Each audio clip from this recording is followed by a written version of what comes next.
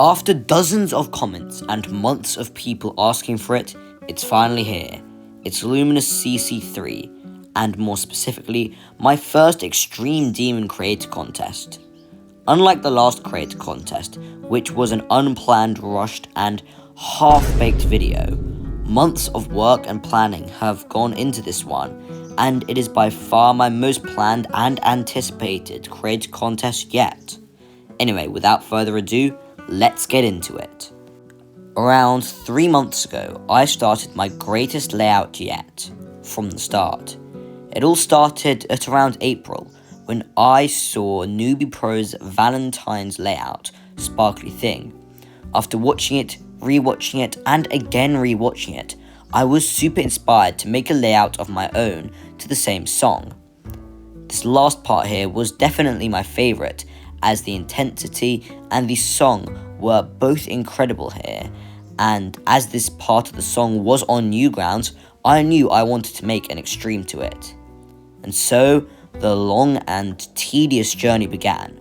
I made about 10 seconds of layout at the time, yet this was back in April, when I was much worse at the game, so making an actually fun layout for an extreme took an immense amount of time. I started by making a really easy cube, followed by a wave, which would end up staying pretty similar to the final result, despite a few changes.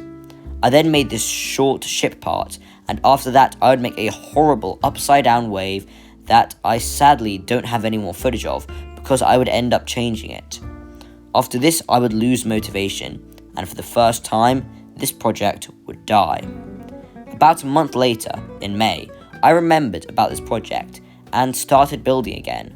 I made these ship, cube, and robot parts before adding these 3 wave clicks that look really hard but aren't that bad. After a pretty neat spider orb transition into this platform, it was time to build the drop. As I said before, this level is inspired a lot by Newbie Pro's layout, Sparkly Thing, so I knew that I wanted there to be a super intense duel here. After making the most abhorrent gameplay section the first time round, I ended up cooking so hard with these blue pads to match the guitar, yet with all the clicks syncing up to the song lyrics. Also, this gimmick was in Sparkly Thing, yet I didn't realise this until only a few days ago, so I guess I just added it subconsciously. Anyway, after building a few seconds, I just stopped building, and the level would once again die. About 2 weeks ago, I was reading through my messages when the creator of the layout from my last creator contest, 0 is 0, asked me if I was still open for him to playtest from the start. You see, right before the level died, I sent him a short preview in a video and asked him if he wanted to playtest it, yet he sadly had exams. Anyway, I declined the offer as the level was dead, yet that one message got me thinking again. I went back to the level, and when playing it again, I found out that it was actually pretty fun. I replaced the upside down wave I mentioned earlier with this cube part, and then continued building. I did some more gameplay balancing, and some other quality of life choices, and then began working on the drop. As I was much better at the game now, in only a few days I would get to the first break in the song, and would finish the first drop segment. I began building a little more of the next segment, and after making this pretty simple cube, which was really only there to build up to the more intense part of the song, I would send it back to 0 for playtesting.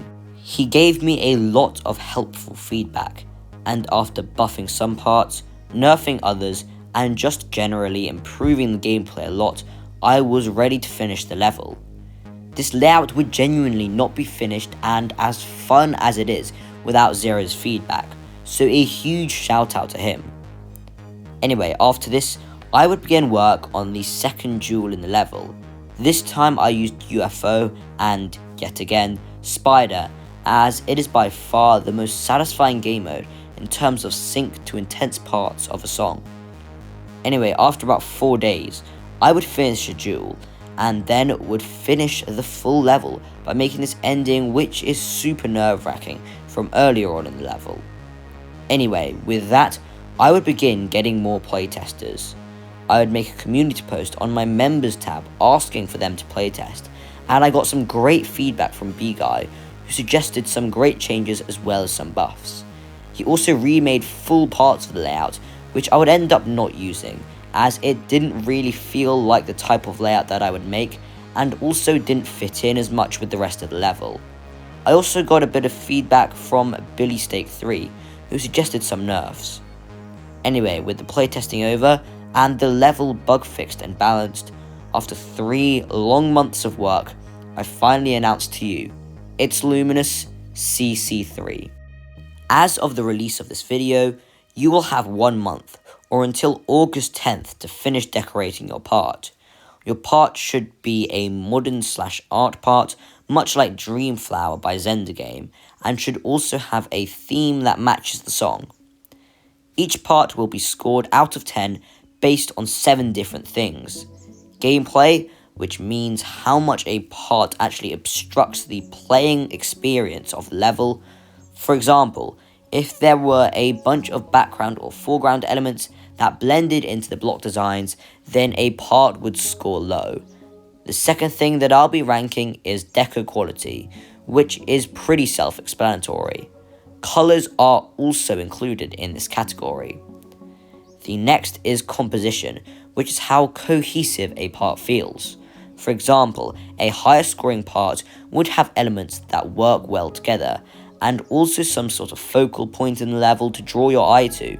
An example of bad composition is a very disjointed or cluttered part that feels very scattered. The fourth element I'll be ranking is theming. This is how well a part works with the theme of the song, and how closely it sticks to it. The fifth category is style, and how closely the part resembles the style that the level is meant to be. The sixth is song representation, which is how well your part represents the song. This could be achieved with pulses, visual representations, etc. The final thing I'll be judging the level is on polish, which is also pretty self-explanatory. You also aren't allowed to change the gameplay in any way, and you must decorate every structure in the level. You can add some more structures if you want, as some of these parts are pretty unstructured, and you should definitely also continue some of the unstructured blocks to make sure that the part looks complete. The full list of rules will be in the description. The winner of each part will get into the level, and into a list of winning entries I make, yet also there will be an overall leaderboard of all the best entries out of the whole contest. There are 4 possible parts of the layout that you can choose to decorate, and each part is worth the same amount of points. Part from 1. Part 3. This part is the most intricate part I have ever made, and has also been called the Decorator's Hell by some of my playtesters. To make this part look good yet clean is near impossible, so why would anybody ever go for this part? Well, you see, all points from anybody decorating this part will be worth 1.5 times more in the final overall leaderboard than any other part. The top 3 parts from each part of the level will have their own segment in the video, and the top 10 overall levels will also have their own segments too. As well as this, all levels in the overall top 20 will get an honourable mention, plus some others from spots 21 and above. With that being said, good luck. The results will be released by August 20th, and I'll see you all again very soon.